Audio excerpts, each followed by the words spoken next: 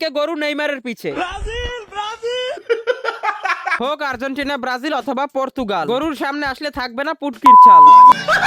কেন? কারণ কোরবানি ঈদের আর অল্প কিছু সময় আছে। দেখেন এখন সব জায়গায় শুধু গরু আর গোবর, তো একটু সাবধানে হাঁটবেন, না হলে। আর আমি এইটা বুঝি না, কোরবানির গরুগুলি মেয়েদের সামনে ভদ্র পরিবারের ছেলে হওয়ার পরিচয় দেয়, আর আমাদের সামনে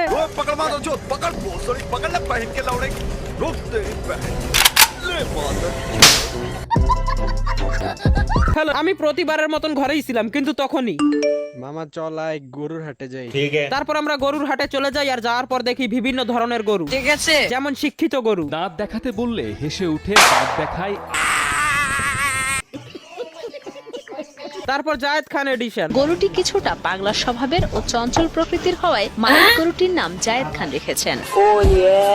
তারপর গেমার ভাইদের জন্য RGB ছাগল, যাতে আপনারা হাই FPS এ কুরবানি দিতে পারেন। তারপর ফুটবলার CR7। 13 লাখ টাকায় কিনতে পারবেন রোনালদোকে।